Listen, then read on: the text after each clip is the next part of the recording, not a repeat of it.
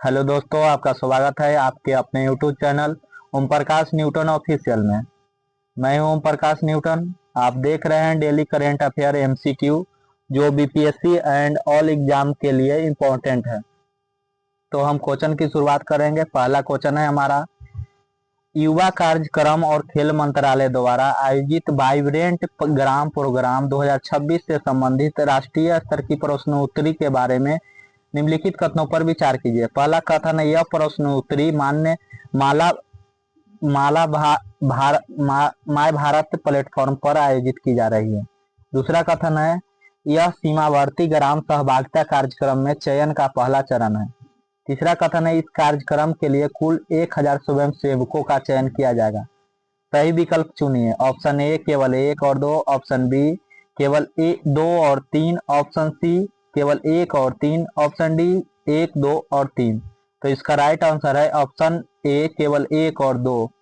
तीसरा कथन गलत है, क्योंकि कुल स्वयं सेवकों की संख्या 500 है, ना कि 1000। दूसरा क्वेश्चन है, पर्यावरण वन और जलवायु परिवर्तन मंत्रालय द्वारा आयोजित कार्यक्रमों के संदर्भ में निम्नलिखित कथनों पर विचार कीजिए।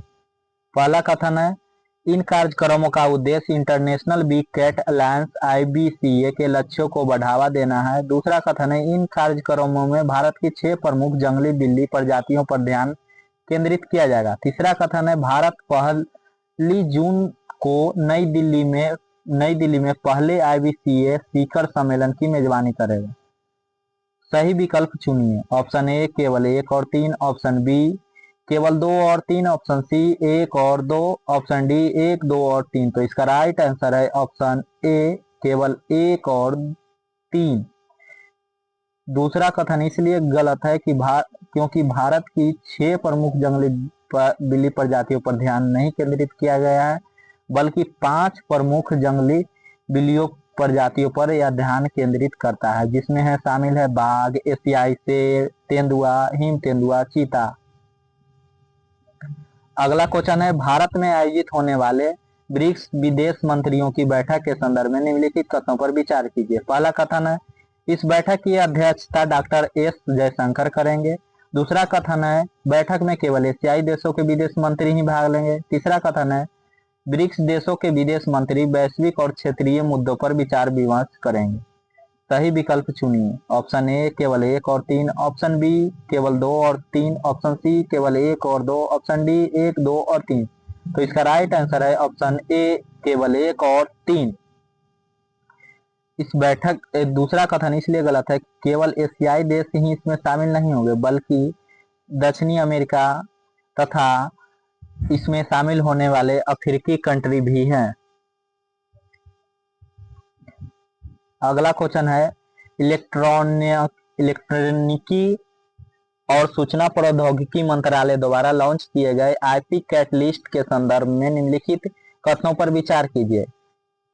पहला कथन है, इसका उद्देश्य अनुसंधान से लेकर व्यावसायीकरण तक नवाचार के पूरे जीवन चक्र को समर्थन देना है। दूसरा कथन है, यह केवल पेटेंट आवेदन दाखिल करने तक सीमित प्लेटफॉर्म है। तीसरा कथन है, यह IP और व्यवसायीकरण सेवाओं के लिए एकीकृत डिजिटल गेटवे के रूप में कार्य करेगा। सही विकल्प चुनिए। ऑप्शन ए केवल 1 और 3, ऑप्शन बी केवल 2 और 3, ऑप्शन सी 1 और 2, ऑप्शन डी 1, 2 और 3। तो इसका राइट आंसर है ऑप्शन ए केवल 1 और 3। ऑप्शन 2 गलत है, क्योंकि यह केवल पेटेंट आवेदन तक सीमित नहीं है, बल्कि उत्पाद और बाजार तक पहुंचने में मदद करता है। पांचवा क्वेश्चन है, इलेक्ट्रॉनिकी और सूचना प्रौद्योगिकी मंत्रालय के सचिव एस कृष्णन द्वारा दी गई जानकारी के अनुसार वित्त वर्ष 2025-26 में पेटेंट आवेदन के संबंध में निम्नलिखित कथनों में कौन सा कथन सही है। ऑप्शन ए, पेटेंट आवेदनों की संख्या घटकर 50,000 से कम हो गई। ऑप्शन बी, पेटेंट आवेदनों की संख्या 1.43 लाख से अधिक हो गई, इसमें लगभग 52% की वृद्धि हुई। ऑप्शन सी, केवल IT क्षेत्र में ही पेटेंट आवेदन के लिए इलेक्ट्रॉनिक्स क्षेत्र शामिल नहीं था। ऑप्शन डी, पेटेंट आवेदनों में कोई विशेष वृद्धि नहीं हुई। तो इसका राइट आंसर है ऑप्शन बी, पेटेंट आवेदनों की संख्या 1.43 लाख से अधिक हो गई है और इसमें लगभग 52% की वृद्धि हुई है। अगला क्वेश्चन है, इलेक्ट्रॉनिकी और सूचना प्रौद्योगिकी मंत्रालय द्वारा आयोजित एक दिवसीय राष्ट्रीय सम्मेलन का मुख्य विषय क्या था? ऑप्शन ए, डिजिटल भारत नवाचार और विकास। ऑप्शन बी, पेटेंट से उत्पाद तक इलेक्ट्रॉनिक्स और आईटी में आईपी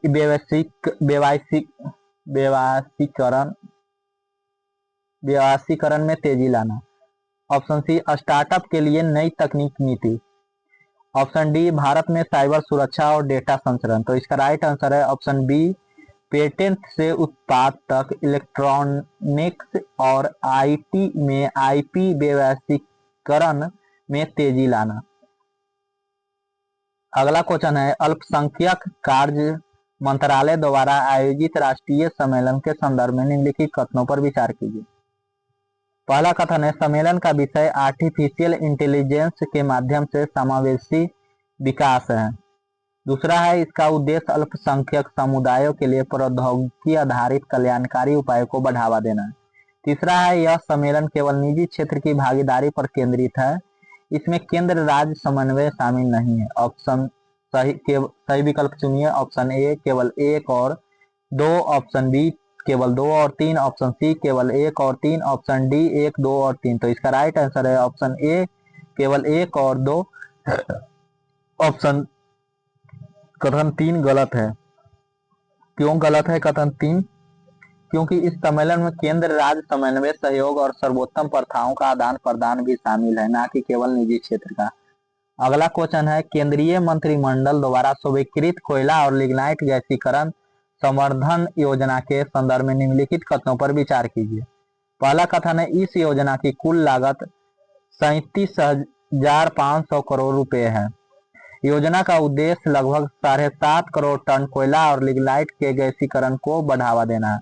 कथन 3 है, इस योजना के तहत संयंत्र और मशीनीकरण की लागत का 50% वित्तीय प्रोत्साहन दिया जाएगा।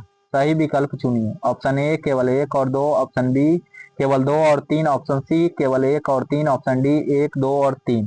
तो इसका राइट आंसर है ऑप्शन ए केवल 1 और 2 सही है। तीसरा कथन गलत है, क्योंकि वित्तीय प्रोत्साहन अधिकतम 20% तक दिया जाएगा, ना कि 50% तक। अगला क्वेश्चन है, भारतीय सेना और भारतीय नौसेना के बीच हस्ताक्षरित संबद्धता ज्ञापन के संदर्भ में निम्नलिखित कथनों पर विचार कीजिए। पहला कथन है, इसका उद्देश्य अंतर सेवा सहयोग को संस्थागत रूप देना है। दूसरा कथन है, यह केवल युद्धकालीन संचालन तक सीमित समझौता है। तीसरा कथन है, यह सेना और नौसेना के बीच पेशेवर सौहार्द और समन्वय को बढ़ावा देगा। सही विकल्प चुनिए। ऑप्शन ए केवल 1 और 3, ऑप्शन बी केवल 2 और 3, ऑप्शन सी केवल 1 और 2, ऑप्शन डी 1, 2 और 3। तो इसका राइट आंसर है ऑप्शन ए केवल 1 और 3।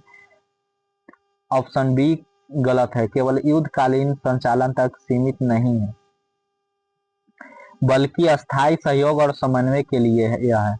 आज का लास्ट क्वेश्चन है, हाल ही में मनोहर लाल द्वारा राष्ट्रीय राजधानी क्षेत्र योजना बोर्ड की बैठक के संदर्भ में निम्नलिखित कथनों पर विचार कीजिए। कथन 1 है, बैठक में क्षेत्रीय योजना 2041 की प्रगति और कार्यान्वयन की समीक्षा की गई।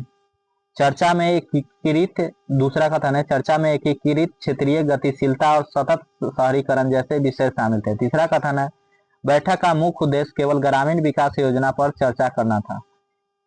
सही विकल्प चुनिए। ऑप्शन ए केवल 1 और 2, ऑप्शन बी केवल 2 और 3, ऑप्शन सी केवल 1 और 3, ऑप्शन डी 1 और 3। तो इसका राइट आंसर है ऑप्शन ए केवल 1 और 2।